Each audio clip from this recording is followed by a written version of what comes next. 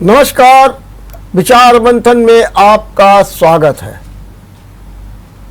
जाने माने उद्योगपति टाटा के पूर्व चेयरमैन साइरस मिस्त्री की मौत ने एक बार फिर सरकार, शासन, प्रशासन को झटका दे दिया है।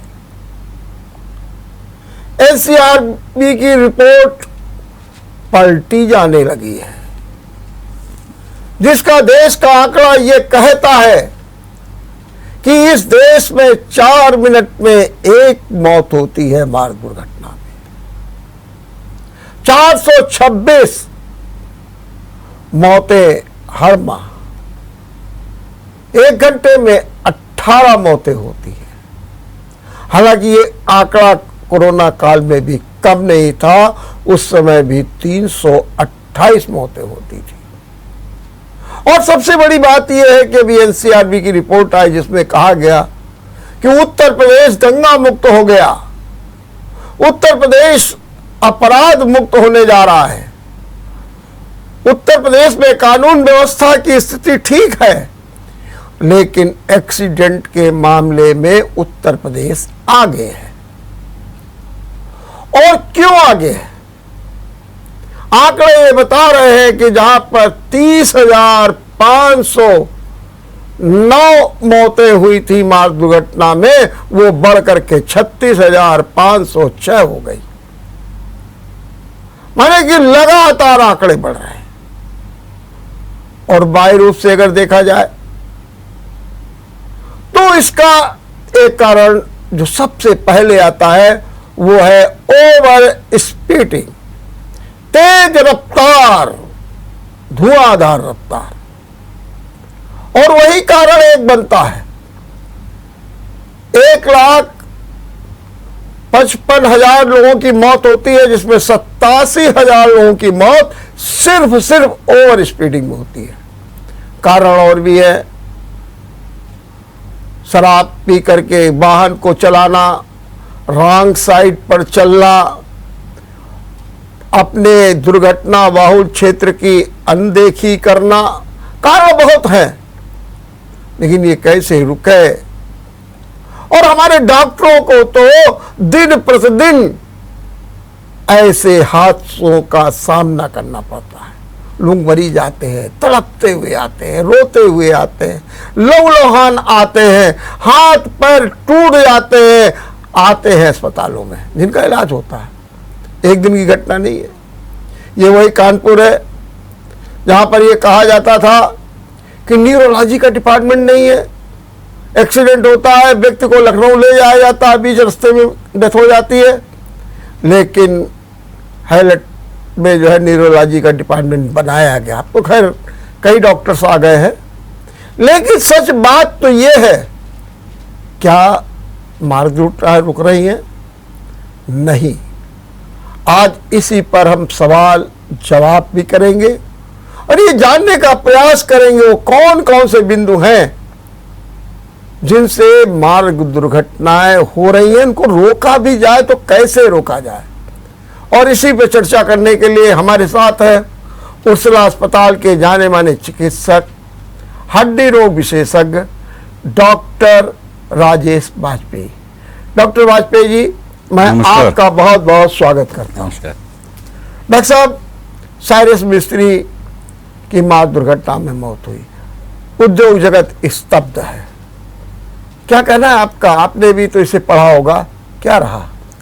देखिए, साइरस मिस्त्री की मार्ग दुर्घटना की अगर आप विवेचना करें ना जी, तो 2 चीजें सामने आती हैं। नंबर 1, वो एक ब्लैक पॉइंट था। ब्लैक पॉइंट मतलब ऐसा पॉइंट था जहां पे दुर्घटनाएं बहुत कॉमन होती हैं। हाँ, जिसे अंधा मोड़ कहते हैं। हाँ, अंधा मोड़ था जी। और उस चीज का ध्यान नहीं रखते हुए भी उसके बाद ओवरटेक करने का प्रयास किया गया। नंबर 1 जो गलती थी।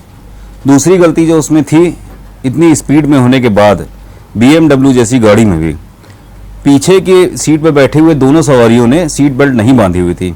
और गाड़ी कोई भी हो, हाँ, और गाड़ी कोई भी हो, अगर आपने सीट बेल्ट नहीं बांधी हुई है तो उसके एयरबैग काम नहीं करते।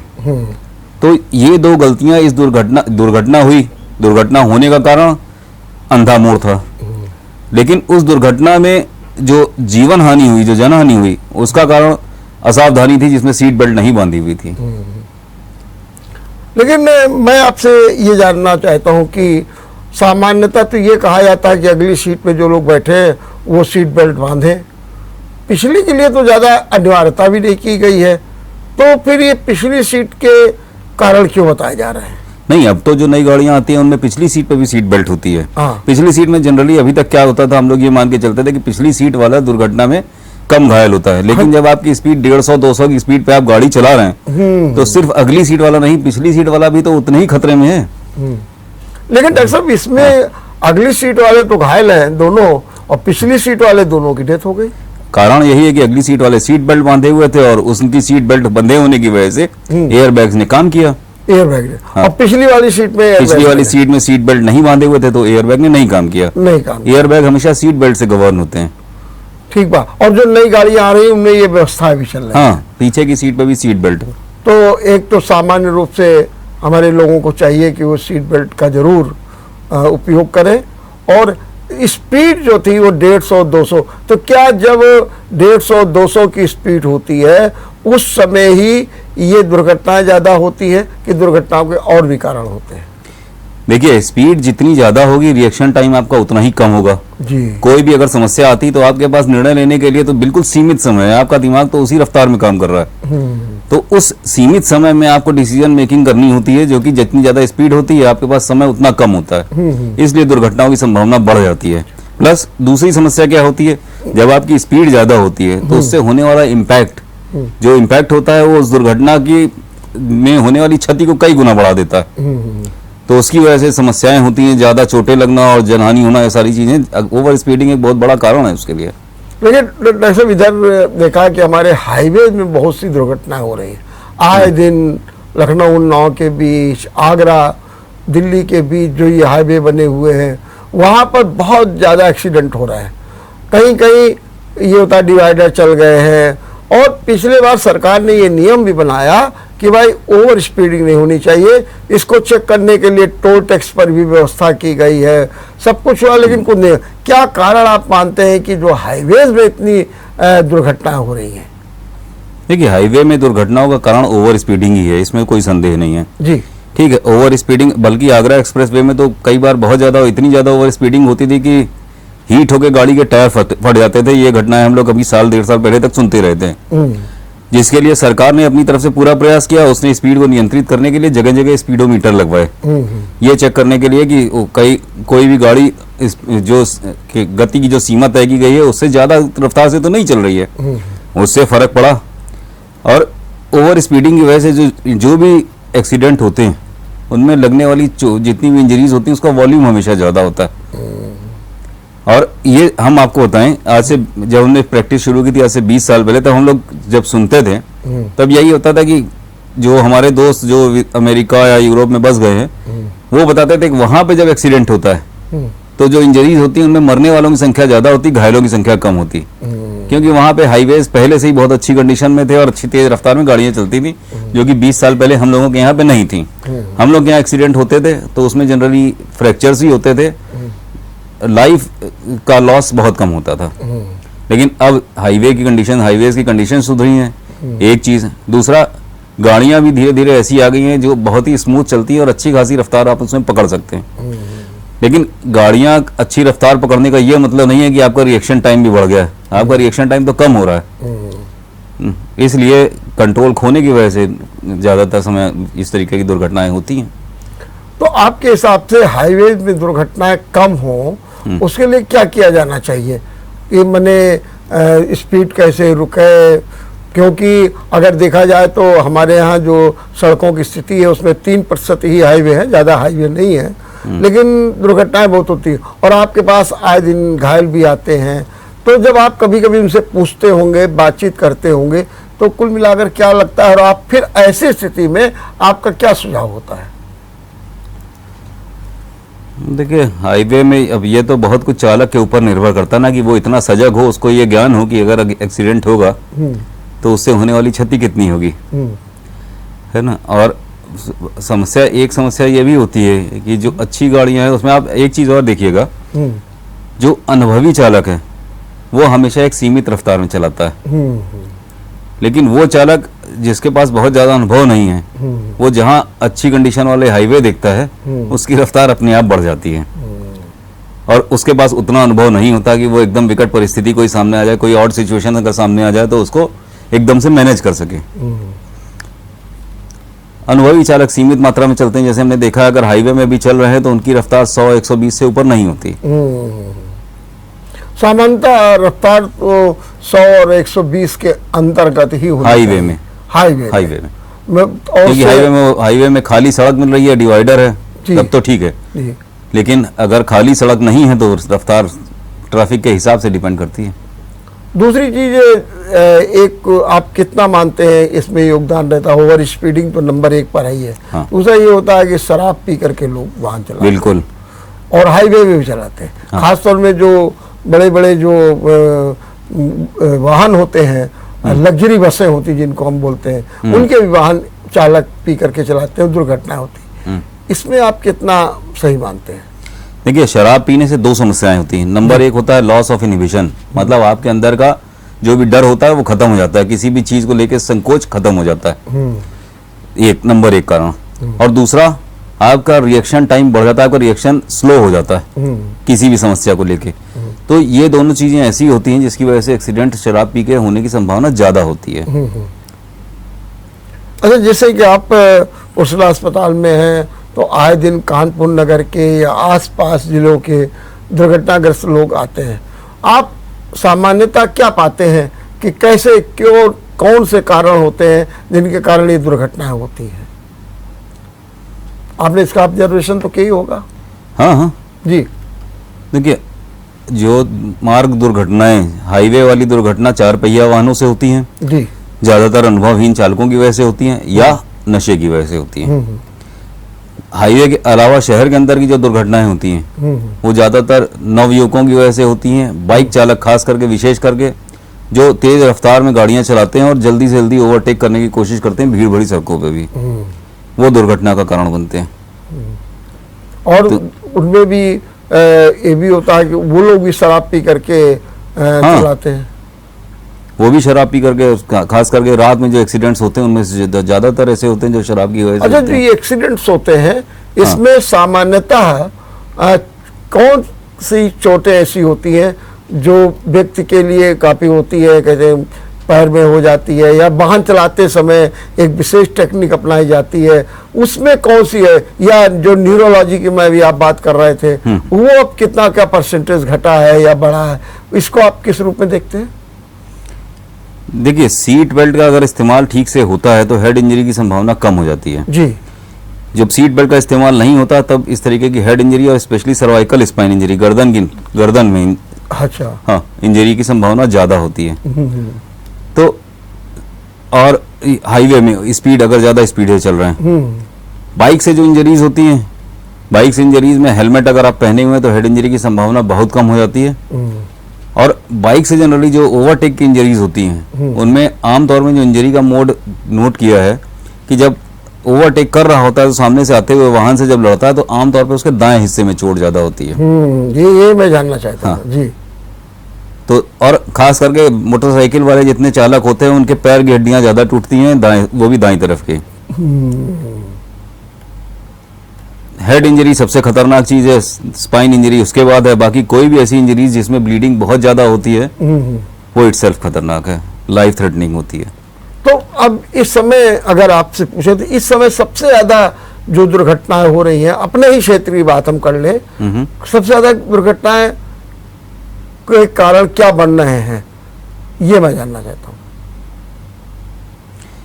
देखिए, दुर्घटनाओं को अगर हम मोटा मोटा 2 कैटेगरीज में बांट दें, जो सड़क रोड एक्सीडेंट्स हैं, एक एक्सीडेंट होता है वो जो हाईवे पे होता है, और एक एक्सीडेंट वो होता है जो शहर की सीमा के अंदर होता है, शहर की सड़कों पे होता है। शहर की सड़कों पे एक्सीडेंट जो होता है उसमें जो ट्रैफिक है वो अगर अनियंत्रित है तो वो दुर्घटना का बड़ा कारण बनता है। कानपुर शहर की अगर स्पेसिफिक बात करें, हाँ जी, हाँ, तो यहाँ पे दुर्घटना का कारण ई रिक्शा, ऑटो रिक्शा वो हैं जो सड़क पे कहीं भी रोकने में संकोच नहीं करते। उसकी वजह से अब कोई भी आदमी अगर निकल रहा है जी। उसको कम स्पेस भी मिल रही है, क्योंकि ज्यादातर स्पेस ई रिक्शा और ऑटो रिक्शा ने घेरा हुआ है, तो वो उस कम स्पेस से निकलने की कोशिश करता है। ठीक। दूसरा कारण, अनुभवहीन बाइक चालक। पिछले कुछ समय में ये देखा गया है कि कई लड़के, कई कम उम्र के लड़के, उनके हाथ में बाइक बहुत जल्दी आ जाती है। माँ बाप समय से पहले, जो भी हो, उनको ये प्रतिष्ठा सूचक लगता हो या जो भी हो, समय से पहले बाइक पकड़ा देते हैं। उनके पास बाइक चलाने का व्यापक अनुभव नहीं होता है, इस वजह से वो एक्सीडेंट का कारण बनते हैं। और तीसरा, शहर के अंदर के एक्सीडेंट्स में नशा एक बढ़ती हुई समस्या है।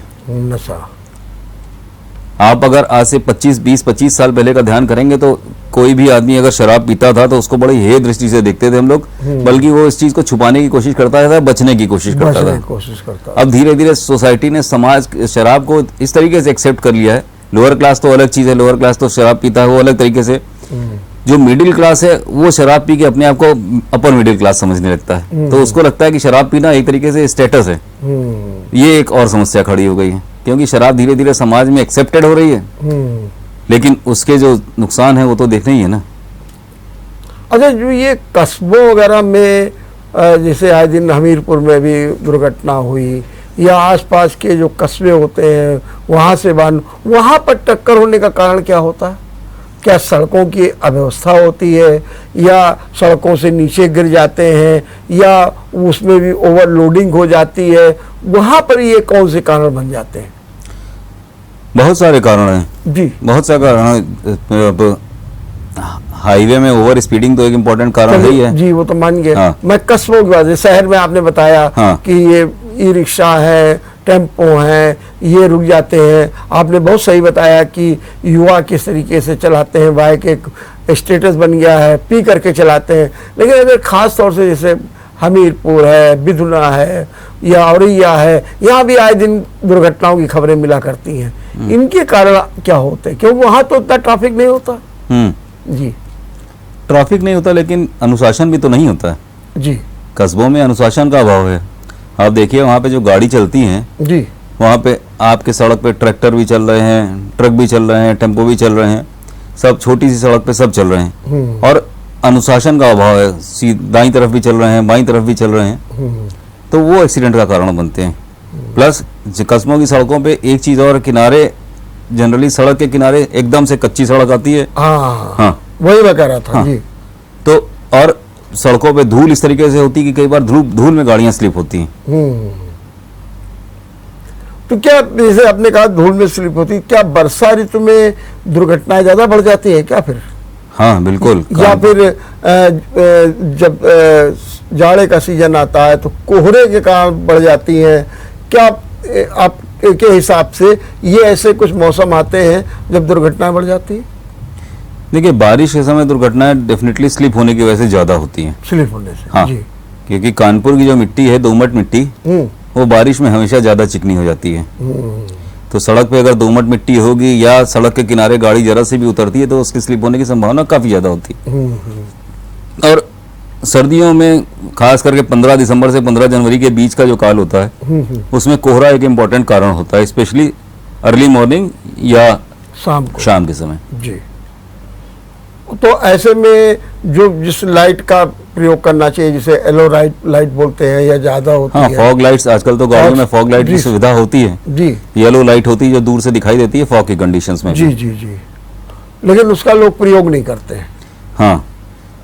दूसरा ये, जैसे जो ये सड़कें होती हैं, उसमें हम खास तौर से अगर बात करें, ये जो गड्ढे वाली सड़कें होती हैं, कानपुर में आज ही एक सर्वे आया नगर निगम का, हालांकि पीडब्ल्यूडी का नहीं है, जिसमें कहा गया कि 70,000 गड्ढे हैं। तो ये जो गड्ढे होते हैं, इनके कारण कौन कौन से, मान लीजिए एक्सीडेंट नहीं हुआ, लेकिन उसके कारण भी लोगों के कहीं कमर में दर्द की शिकायत बढ़ती है, पैरों में शिकायत बढ़ जाती है, ये इसका भी आपने कोई अध्ययन किया? हाँ बिल्कुल जी, बिल्कुल। देखिए, गड्ढे, जो गड्ढों से होने वाली चोट होती है, नंबर एक, उनकी अगर सीधे पहले चोट की हम लोग बात करें, हाँ बताइए, तो वो इंजरीज बहुत ज्यादा सीरियस नहीं होती, क्योंकि गड्ढों से होने वाली इंजरीज में आदमी ज्यादातर स्लिप होकर गिरता है, वो सामने से होने वाला कोई इम्पैक्ट नहीं होता। तो वो हमेशा जो इंजरीज होती हैं वो लो वेलोसिटी इंजरीज होती हैं, हाई वेलोसिटी इंजरीज नहीं होती हैं। ठीक। दूसरी चीज, गड्ढों से और भी समस्याएं होती हैं। गड्ढों में आप बाइक चला रहे हैं जी शॉकर की एक लिमिटेड क्षमता होती है, उसके बाद शॉकर बहुत ज्यादा, अगर आपके लगातार गड्ढे पड़ रहे हैं तो सीधा सीधा उसका लोड स्पाइन पे आता है। कानपुर शहर में स्पाइन की समस्या वाले बहुत मरीज हैं और बहुत सारे लोग आते हैं और बहुत कम उम्र के लोग आते हैं, स्पेशली वो जो स्कूटर या बाइक चला रहे होते हैं, खास करके वो लोग। हालांकि एक चीज मैं कहूंगा, हमारा अपना जो देखना है कि पिछले कुछ समय में सरकार ने सड़कों पे काफी काम किया है और पहले के मुकाबले में सड़कों की स्थिति काफी अच्छी है। लेकिन स्पाइन की समस्या सबसे ज्यादा बढ़ रही है। हाँ, और और भी गड्ढे इनडायरेक्टली गड्ढे उसके लिए जिम्मेदार हैं काफी हद तक। जी, और गड्ढों के कारण ये समस्या, तो हमारी ख्याल से आपके हिसाब से कितने रोज मरीज आते होंगे इस तरीके के? स्पाइन के पेशेंट्स, बैकएक वाले पेशेंट्स तो बहुत आते हैं। बहुत आते हैं। हाँ, जैसे जनरली जो उर्सला अस्पताल की ओपीडी होती है, हाँ जी जी हाँ, हाँ, उस ओपीडी में हमारे ख्याल से कम 35 से 40% तो बैकएक के पेशेंट्स होते हैं। जी। और उसके बाद जो है एक्सीडेंट के जो केसेस होते हैं वो प्रकाश में आ जाते हैं। दूसरी चीज, अगर हम आपसे पूछें, अब आपका इतना अनुभव होता है, उस अनुभव के आधार पर ये दुर्घटनाएं ना हो तो क्या कुछ सड़कों की इंजीनियरिंग को ठीक करना चाहिए या सरकार को और कुछ कदम उठाने चाहिए, या जैसे अभी आप कह रहे थे कि साइसर मिस्त्री में एक ब्लैक स्पॉट था जिसे अंधा मोड़ कहा जाता है, वहाँ पर कोई ऐसी सावधानी बरती, या जैसे आप लोग कभी कानपुर लखनऊ मार्ग पर जा रहे होते हैं या हाईवेज पर जा रहे होते हैं तो वहाँ भी आप सोचते हैं कि इस तरीके की समस्या है। तो हम आपसे ज़रा थोड़ा सा डिटेल में ये जानना चाहते हैं कि आखिर सरकार को या नगर निगम को आपके हिसाब से क्या करना चाहिए जिससे कि इन दुर्घटनाओं को रोका जा सके? देखिए, दुर्घटना के मोटे मोटे अगर तरीकों में बांटा जाए, बचने के तरीकों में, जी, दुर्घटना एक तो सजगता, जी, व्यक्तिगत चीज है। जी, दूसरा अनुशासन, साझे वाली चीज है जिसमें सरकार का रोल भी है अनुशासित करना और व्यक्तिगत भी है। और तीसरा है व्यवस्था, जो सरकार का रोल है। ठीक, तो व्यवस्था वाला जो पक्ष जो सरकार के हिस्से में आता है, उसमें सरकार को ये ध्यान देना चाहिए कि सड़कों की स्थिति ठीक हो, ट्रैफिक का जो व्यवस्था की जाए वो इस तरीके से हो कि ड्राइवर को किसी भी तरीके से, जो भी गाड़ी ड्राइव कर रहा है, उसको किसी भी तरीके से कोई इस तरीके का व्यवधान ना उत्पन्न हो कि उसके मन में ये आए कि नहीं, हम यहाँ के बजाय हम पतली सड़क से निकाल लेंगे, ज्यादा आसानी से निकल जाएंगे। तो ट्रैफिक स्मूथ हो, ठीक, और ट्रैफिक में अनुशासन भी हो, पार्किंग वाली जगह पे हो, अतिक्रमण ना हो, गाड़ियां सही तरीके से व्यवस्थित हो, पार्किंग की सही व्यवस्था हो। क्या जो ट्रैफिक के नियम बनाए गए हैं उनमें भी कोई सख्ती की जरूरत है कि जो एक्सीडेंट्स हो जाते हैं लोगों को चिंता नहीं होती है, लोग सोचते हैं कि अरे जाएंगे जमानत हो जाएगी, क्या होगा, ये भी कुछ ऐसा होता है, या इनको कैसे चेक किया जाए? आपके हिसाब से क्या कानून में भी कोई सख्ती की जानी चाहिए? जैसे पहले क्या होता था, लर्निंग लाइसेंस बनाने में जो गया उसका लर्निंग लाइसेंस बना दिया गया, अब थोड़ी सी ऑनलाइन होने लगी है, पनकी में कहीं अलग से प्रैक्टिकल बाकायदे देखा जाता है कि आपको चलाना आती, गाड़ी की नहीं चलाना आती। क्या ये सब परिस्थितियां भी है? क्या आप चाहते हैं कि इनमें भी कोई व्यवस्था होनी चाहिए, कोई कानून में सख्ती होनी चाहिए, क्या करना चाहिए? नहीं, बिल्कुल, व्यवस्था तो बहुत ही इम्पोर्टेंट पहलू है इस चीज का जी, क्योंकि व्यवस्था में जितना अनुशासन, जो अभी तक हम लोग बात कर रहे हैं, एक तो व्यवस्था थी जिसमें नगर निगम को सड़कें और ट्रैफिक इन सब पे ध्यान देना चाहिए जी। अब आप जो बात कर रहे हैं वो अनुशासन का सरकारी पक्ष है, वो जी, कि सरकार को अनुशासन को किस तरीके से, मतलब इस तरीके से अनुशासन को जनता के बीच में लाना चाहिए। मतलब जितने, जैसे अगर कोई भी व्यक्ति जो ट्रैफिक के नियम बनाए गए हैं उनके खिलाफ जाता है या कोई ऐसी परिस्थिति उपस्थित करता है जिसकी वजह से एक्सीडेंट बढ़ सकते हैं, तो उसके खिलाफ दंडात्मक कार्यवाही होनी चाहिए। और इस चीज की भी पुष्टि होनी चाहिए कि भाई ये दंडात्मक कार्रवाई हो, ऐसा ना हो कि आपने वो किया और उसके बाद अपना आप मान के चल रहे हो कि अरे क्या होगा, चालान कटेगा, हम कचहरी जाएंगे, थोड़ा सा पैसा देंगे, सब मामला सेटल हो जाएगा। तो ये सब चीजें अनुशासन पक्ष की हैं। अगर अनुशासन ठीक होगा तो कई चीजों की, कई समस्याओं का अपने आप समाधान निकल आएगा। हम यहाँ एक छोटा सा ब्रेक लेंगे, ब्रेक के बाद हम डॉक्टर साहब से ये जानने का और प्रयास करेंगे कि तत्काल प्रभाव से कौन कौन से नियम, कानून, प्रावधान या ट्रेनिंग दी जाए। ट्रैफिक की भी ट्रेनिंग की बहुत ज़रूरत है। कानपुर में बहुत से विद्यालयों में आए दिन ट्रैफिक की ट्रेनिंग दी जा रही है। क्या बच्चों को और एजुकेट करने की ज़रूरत है, इस पर भी चर्चा करेंगे, लेकिन एक छोटे से ब्रेक के बाद। ब्रेक के बाद आपका एक बार फिर स्वागत है। मार्ग दुर्घटनाओं से जन जन परेशान है, खासतौर से वो जो परिपक्व हैं। निश्चित रूप से जो बालक हैं, जो युवा है, युवाओं में तो एक जोश होता है और उन्हें फर्राटा भरने में बड़ा मजा आता है, लेकिन उनका फर्राटा या उनका स्टंट, अब स्टंट भी एक शुरू हो गया है। ये सब दुर्घटना के मूल कारण बन रहे हैं। खासतौर से गंगा बैराज पे जाइए, वहाँ इस तरीके की चीज़ें देखने को मिलती है। हम इसी पर चर्चा कर रहे हैं और हमारे साथ हैं डॉक्टर राजेश वाजपेयी। वाजपेयी जी, जरा हमको ये समझाइए कि अभी आप कह रहे थे कि कुछ नियम ऐसे बना दिए जाए कि दंडात्मक कार्रवाई हो, और दंडात्मक कार्रवाई भी ऐसी हो कि जिसमें फॉर्मेलिटी न दिखाई दे। क्या आपको लगता है कि अभी कोई पक्ष ऐसा रह गया है दुर्घटना में कि अगर उसको भी कानून के अंतर्गत ले लिया जाए तो ज़्यादा लाभप्रद रहेगा और उसमें भी इस तरीके की सख्ती बरती जानी चाहिए? देखिए, ऑस्ट्रेलिया का हम आपको बताएं, हमारे मित्र ऑस्ट्रेलिया में हैं, उनसे इसी बारे में बात हो रही थी जी जी, कि किस तरीके से दुर्घटना रोकने के लिए क्या प्रयास किए जाते हैं। हाँ, बहुत अच्छी बात। तो उन्होंने एक बड़ा अच्छा, वहाँ की जो व्यवस्था उसके बारे में बड़ा अच्छा उन्होंने समीक्षा की थी और बताया था हमसे। उन्होंने बताया कि जैसे ड्राइविंग लाइसेंस आपका बनता है, ड्राइविंग लाइसेंस का हर 1 साल बाद रिव्यू होता है, और उस रिव्यू के बीच में आपने जितनी बार ड्राइविंग का जो भी नियम है उसको तोड़ा है, उस हिसाब से आपके पॉइंट कम होते चले जाते हैं, और एक निश्चित पॉइंट अगर आपके कम हो जाते हैं तो आपका ड्राइविंग लाइसेंस 1 साल के लिए बंद कर दिया जाता है। आप बिना ड्राइविंग लाइसेंस के हो जाते हैं और उस दौरान आप गाड़ी नहीं चला सकते हैं। या अगर आपके ड्राइविंग लाइसेंस में बहुत ज़्यादा पॉइंट्स नहीं बचे हुए हैं तो फिर आपको संभाल के चलना होता है, और जब आप एक नियमित समय तक कोई गलती नहीं करते हैं, कोई ड्राइविंग में कोई चालान नहीं होता है, तो उसका प्लस पॉइंट आपको मिलता है, तो आप पॉइंट अचीव करते हैं। तो ये चीज़ें ऐसी हैं कि अपना ड्राइविंग लाइसेंस बचाने के लिए आमतौर पे चालक जो होता है वो गलतियां कम से कम करने का प्रयास करता है।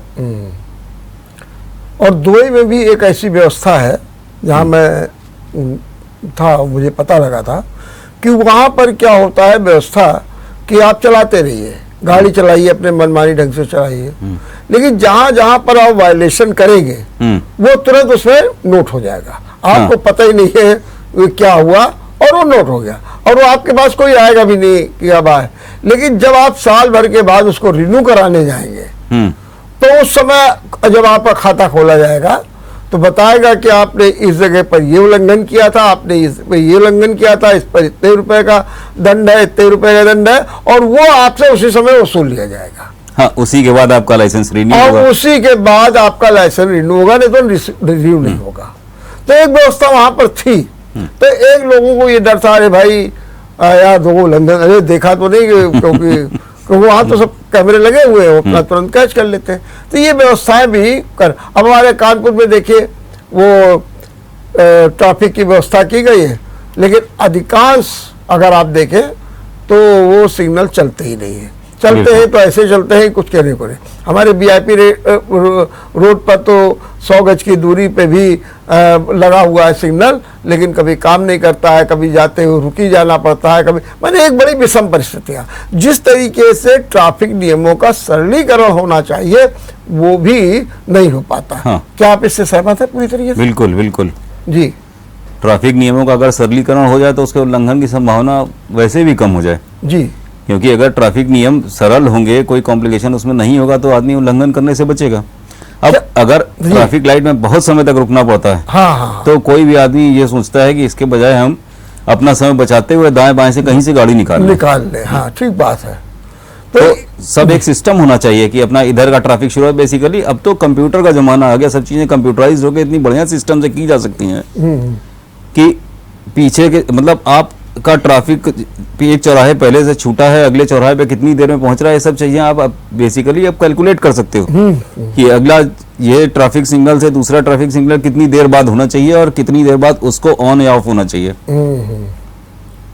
ये इसका बिल्कुल अगर सिस्टम बन जाए तो दिक्कत ना हो। अब वो अपने आप वीआईपी रोड पे ही चले तो आप देखेंगे कि आप एक जगह चले और फिर थोड़े ही देर पर फिर आपको रुकना पड़ा, फिर तीसरे में रुकना पड़ा, और कभी कभी कहो ऐसा हो कि नहीं साहब बिल्कुल आप सीधे निकलते हैं। मतलब कोई एक ये नहीं है कि अगर ऐसा कुछ सिस्टम बना दिया जाए कि व्यक्ति को कोई दिक्कत ना हो तो शायद दुर्घटना ना हो। एक और समस्या खड़ी हो रही है कि स्टंट लोग करते हैं और खास तौर से हमारे युवा लोग करते हैं, इस पर भी क्या आपका कहना है? अब ये तो अनुशासन वाला हिस्सा है जी, घर वालों की, ये तो घर वालों का दायित्व है, समाज का दायित्व है कि इस चीज़ को समझाएं और युवाओं को भी ये चीज़ समझना चाहिए कि उनकी जो जिंदगी है, जो उनका जीवन है, वो अकेले उनका जीवन नहीं है। उनके एक जीवन में जो उनको जो भी क्षति होती है, चाहे शरीर की क्षति हो चाहे जीवन की क्षति हो, उससे पूरा घर डिस्टर्ब होता है। ऐसा नहीं होता कि सिर्फ उसको ही नुकसान हो रहा है। तो इस जिम्मेदारी को भी युवा वर्ग समझे कि उसको अगर कोई चोट लगती है तो उससे पूरा घर, उसके पूरे घर के सारी व्यवस्था डगमगा जाती है। तो क्या स्टंट करने वालों के खिलाफ भी कोई सख्ती के लिए एक कानून नियम बनाना चाहिए? अब जरूरी हो गया, मात्र चालान करने से काम नहीं चलेगा। हाँ, अगर आप रैश ड्राइविंग करते हैं, बहुत खराब तरीके से चलाते हैं और स्टंट करते हैं तो उनके खिलाफ बिल्कुल दंड होना चाहिए, क्योंकि वो अपनी जिंदगी के अलावा सड़क पे चलने वाले दूसरे की जिंदगी को भी तो खतरे में डाल रहे हैं। क्या डॉक्टर साहब आपका कोई ये भी अध्ययन है कि हमारे यहाँ ट्रैफिक के सिस्टम तो लागू कर दिए जाते हैं, सड़क में भी जहाँ चाहते हैं स्पीड ब्रेकर बना देते हैं, स्पीड ब्रेकर भी ऐसे बनाए जाते हैं जिन्हें हम लोग कभी कभी हड्डी तोड़ कह देते हैं, उछाल देते हैं, क्योंकि जो स्पीड ब्रेकर की व्यवस्था होनी चाहिए वो भी उस तरीके की नहीं होती है। कोई सोशल इंजीनियरिंग नहीं है, जहाँ मन हुआ वन वे कर दिया, जहाँ मन हो गया। क्या आपको ये नहीं लगता है कि जो हमारा सिस्टम है वो भी इतना मनमाना है जो मार्ग दुर्घटनाओं का कारण बनता है? बिल्कुल। अब एक तो स्पीड ब्रेकर जो होते हैं, जी हाँ, वो स्पीड ब्रेकर जो सड़क पे जब बनाए जाते हैं, बहुत बार अब देखिए कि सड़क में जितने हिस्से में तारकोल पड़ा होता है, जी, स्पीड ब्रेकर उतने ही हिस्से में होता है। अब जब स्पीड ब्रेकर उतने हिस्से में होता है और उसके बाद का हिस्सा जो सड़क का कच्चा हिस्सा है, उसमें कोई स्पीड ब्रेकर नहीं है, कोई और बैरियर नहीं है, तो जो भी व्यक्ति गाड़ी वाला आदमी होता है वो उस स्पीड ब्रेकर से बचाने के लिए किनारे कच्चे हिस्से से निकलने का प्रयास करने लगता है। वो एक दुर्घटना का कारण बनता है। बारिश में उस कच्चे हिस्से में जो मिट्टी है वो स्लिपरी हो चुकी होती है, तो वो दुर्घटना का कारण बनता है। प्लस उस जगह पे जहां पर स्पीड ब्रेकर है और किनारे जहां पर स्पीड ब्रेकर नहीं है, ट्रैफिक धीरे धीरे उस तरफ से कंसंट्रेट होकर ज्यादा निकलने लगता है। तो स्पीड ब्रेकर अगर है तो सबसे बड़ी चीज है कि स्पीड ब्रेकर के पीछे की सोच ये होनी चाहिए कि उस जगह पर ट्रैफिक थोड़ा सा स्लो हो जाए। पूरी तरीके से रुकने की जरूरत नहीं है, जैसे कई बार मल्टीपल बम्प्स वाले स्पीड ब्रेकर होते हैं, उसमें ट्रैफिक को पूरा रुकना पड़ता है। तो पूरी जब ट्रैफिक को ज्यादा रुकना पड़ता है, किसी भी गाड़ी को ज्यादा रुकना पड़ता है, तो वो प्रयास करता है कि वो ऐसे रास्ते से निकल जाए जहां से उसको ना रुकना पड़े, तो वो स्पीड ब्रेकर से बचा के किनारे की तरफ से निकलने के प्रयास करने लगता है।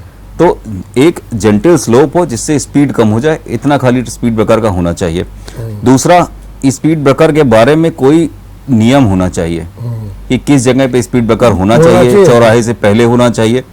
कई बार आप देखिए कि आप मोहल्ले में चल रहे हैं, आपने देखा कि इस सड़क पे पहले तो स्पीड ब्रेकर था नहीं, मोहल्ले वालों को लगता है कि उनके बच्चों के खेलने में बाधा आएगी, तो उन्होंने सड़क पे 4 स्पीड ब्रेकर बनवा दिए। उसका सरकार से कोई लेना देना नहीं है, वो मोहल्ले वालों ने बनवा दिए और वो इतने बेढंगे बनवा दिए। तो वही हम करेंगे, इसका भी कोई नियम होना चाहिए। जी। अच्छा, स्पीड ब्रेकर से भी दुर्घटनाएं होती होंगी? हाँ, बिल्कुल होती हैं। अगर स्पीड ब्रेकर बेढंगा है तो गाड़ी स्लिप होने की संभावना अच्छी खासी रहती है और उससे भी दुर्घटना बका। अच्छा, कभी कभी आपको लगता है कि ट्रैफिक इंजीनियरिंग भी होनी चाहिए? हमारे कानपुर में पहले नगर निगम में एक ट्रैफिक इंजीनियर थे प्रदीप त्रिपाठी, अब तो खैर इस समय वो नहीं है, तो और विभाग भी ऐसे बना है। क्या ये भी एक बहुत बड़ा अभाव या बहुत बड़ी कमी है जिसके कारण दुर्घटना होती है? हाँ, ट्रैफिक इंजीनियरिंग तो होनी चाहिए। बेसिकली हमारे हिसाब से ट्रैफिक मैनेजमेंट होना चाहिए। हाँ, ठीक बात है। हाँ, इंजीनियरिंग उसी का एक पार्ट हो सकता है। ट्रैफिक इंजीनियरिंग बेसिकली एक व्यापक शब्द इसके लिए ट्रैफिक मैनेजमेंट होना चाहिए, जिसमें जो ट्रैफिक पुलिस वाले से लेके जो ट्रैफिक इंजीनियरिंग वाला जो भी बंदा है वो कि उसके इस तरीके से आपको ट्रैफिक मैनेज करना है और सारी व्यवस्थाएं किस तरीके से होनी चाहिए उसका पूरा व्यापक अध्ययन होकर ढंग से इसकी व्यवस्था होनी चाहिए। ठीक बात। डॉक्टर साहब, आप लोग आए दिन एक्सीडेंट से आने वाले मरीजों और उनके जो है तीमारदारों, उनका सबका सामना करना पड़ता है, उनका इलाज भी करना। क्या आपको बेसिक उस समय प्रॉब्लम्स आती हैं या चैलेंजेस आता है अस्पतालों में कि ये चीज़ पूरी और कर दी जाए तो हमारे जो एक्सीडेंट्स के लोग आते हैं उनको हम ज़्यादा राहत दे सकें? हालांकि ट्रामा सेंटर भी बनते हैं, सब कुछ बनते हैं, लेकिन जब भी कोई घटना होती तो पहले सब लोग उर्सला अस्पताल आते हैं, आप लोग या हैलट चले जाते हैं या आप उधर से रिफ़र कर देते हैं। मेरा सवाल केवल ये है कि आज मेन रूप से एक्सीडेंट्स के मामले में, जबकि एक्सीडेंट्स बढ़ रहे हैं, रिपोर्ट्स आ रही हैं, ऐसी स्थितियों में अस्पतालों को क्या और इक्विप्ड करने की ज़रूरत है? क्या चीज़ और चाहिए ताकि आप बिल्कुल समय पर त्वरित अपने जो एक्सीडेंट्स के लोग हैं उनका इलाज कर सके और उन्हें राहत पहुंचा सके? देखिए, इस तरीके की व्यवस्थाएं जिसमें आकस्मिक चिकित्सा दी जा सके, ये तो आसपास के जितने भी छोटे मोटे बड़े अस्पताल हैं सब में होनी चाहिए। ठीक। और दुर्घटना होने के बाद समय बहुत इंपॉर्टेंट फैक्टर होता है।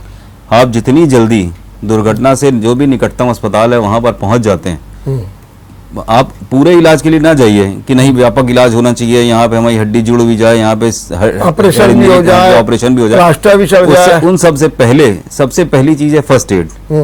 तो जो भी निकटतम अस्पताल है वहां पर पहुंचिए, फर्स्ट एड हो, लाइफ सिक्योर हो, प्लस प्राइमरी जो मैनेजमेंट है, फ्रैक्चर है, आपके प्लास्टर लग गया, आपके बीपी फॉल हो रहा है, आपके ग्लूकोज चढ़ गया, ब्लड की व्यवस्था हो गई, इस तरीके की जो प्राइमरी मैनेजमेंट है वो हो जाए।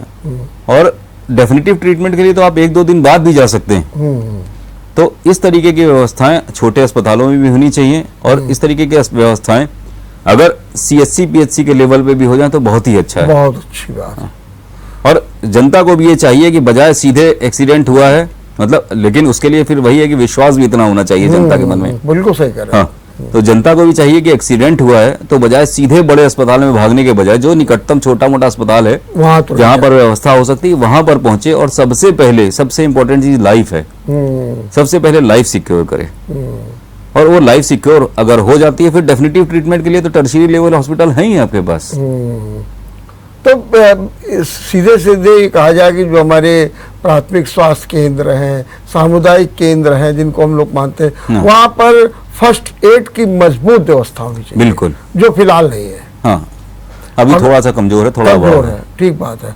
अच्छा, और पे कानपुर में अगर उर्सला और हैलट को दोनों को देखें तो उसके हिसाब से भी, या इसकी तुलना में KGMU को देखें या अन्य लखनऊ के अस्पतालों को देखें, तो अभी किस चीज़ की कमी आपको दिखती है? जैसे एक समय न्यूरोलॉजी की थी तो खैर वो दूर हुई है, ऐसे आपको अभी क्या दिखता है और क्या होना चाहिए?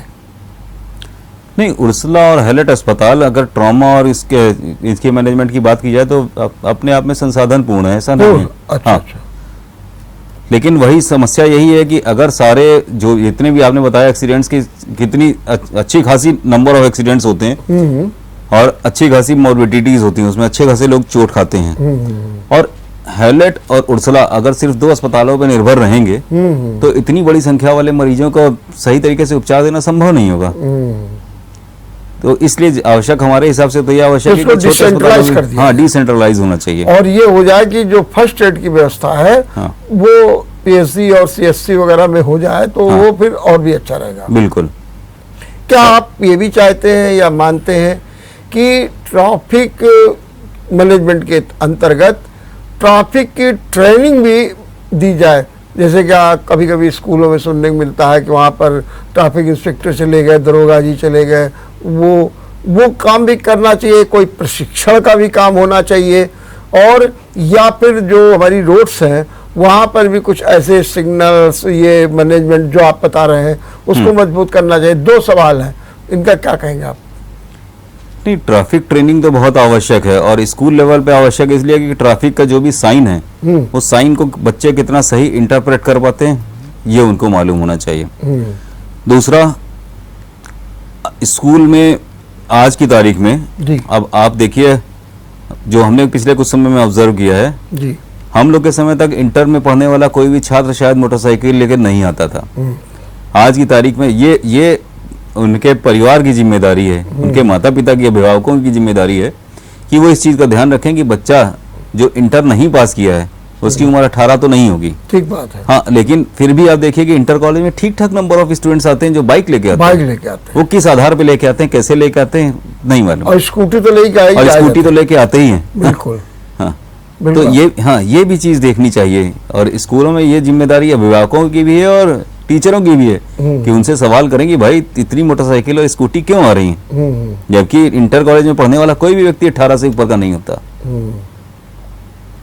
और हमारा ख्याल है कि बेहतर होगा कि कभी कभी इन स्कूलों में जाके एक चेकिंग की जाए, उन बच्चों के अभिभावकों को बुलाया जाए, उनको बताया जाए कि भाई इस तरीके की ठीक। अब कुल मिलाकर के एक शब्द आखिरी में और कि ट्रैफिक जो है मैनेजमेंट और जो ये एक्सीडेंट्स हो रहे हैं इनसे रोकथाम का आप सबसे बड़ा उपाय क्या मानते हैं और वो क्या किया जाना चाहिए? व्यवस्था। जी। सबसे बड़ा उपाय तो व्यवस्था है जी। और उस व्यवस्था में ही अनुशासन भी आता है। तो 2 ही पहलू हैं इसमें, एक व्यवस्था दुरुस्त होनी चाहिए और दूसरा अनुशासन होना चाहिए, चाहे वो अभिभावकों की तरफ से हो चाहे खुद का अनुशासन हो। और इस चीज को समझना चाहिए कि एक्सीडेंट जो होते हैं वो अकेले उसके समस्या नहीं है, एक्सीडेंट से देश पे, समाज पे और परिवार पे हर जगह बोझ पड़ता है। निश्चित ये सजगता होनी चाहिए। ठीक है, बहुत बहुत धन्यवाद डॉक्टर वाजपेयी, आपने बहुत अच्छे ढंग से बात की और आपने एक शब्द जो कहा कि जब एक्सीडेंट होता है तो एक्सीडेंट से केवल व्यक्ति का नहीं बल्कि पूरे परिवार का, समाज का, राष्ट्र का। अभी मैं देख रहा था कि एक एक्सीडेंट में एक व्यक्ति की मौत से जीडीपी पर इफेक्ट पड़ जाता है, 3 से लेकर के 5% तक का इफेक्ट पड़ जाता है जीडीपी पर, क्योंकि वो परिवार कहीं ना कहीं परेशान हो जाता है, निराश्रित हो जाता है, असहाय हो जाता है। बहुत बहुत कारण होते हैं और निश्चित रूप से ट्रैफिक मैनेजमेंट जरूरी है। अगर आपका ट्रैफिक मैनेजमेंट नहीं ठीक है तो ये दुर्घटनाएं होती रहेंगी, आप रिपोर्ट बनाते रहिएगा लेकिन कोई लाभ होने वाला है। सबसे बड़ी बात यह है कि सड़क को दुरुस्त कीजिए, ये जो गड्ढे हैं इनको ठीक कीजिए। सरकार ने कई बार कहा 15 दिन के अंदर गड्ढा मुक्त हो जाएंगी सड़कें, लेकिन हुआ नहीं है। और इसके साथ में अभिभावकों की बड़ी जिम्मेदारी है, बच्चों को 18 साल के पहले उनको कतई बाइक, स्कूटी मत दें, किसी भी तरीके से न दें और कृपया करके हाईवे पर ओवर स्पीडिंग मत करें। अगर आप ओवर स्पीडिंग करेंगे तो निश्चित रूप से दुर्घटनाएं होंगी। आप शराब पी करके वाहन चलाएंगे, दुर्घटनाएं होंगी। सरकार को भी अब चाहिए कि ट्रैफिक मैनेजमेंट और जो ट्रैफिक नियमों का उल्लंघन करने वाले लोग हैं उनके साथ सख्ती की जाए ताकि लोगों की जानें बचाई जा सकें। देखते रहिए विचार मंथन। नमस्कार। अगर आपको हमारा वीडियो पसंद आया हो तो हमें लाइक करें, सब्सक्राइब करें और ज्यादा से ज्यादा शेयर करें और हाँ, बेल आइकॉन दबाना ना भूलें ताकि हर खबर का अपडेट आप तक पहुंचे तुरंत। आप हमें इंस्टा, ट्विटर और फेसबुक पर भी फॉलो कर सकते हैं। हमारी आईडी है @JMT News।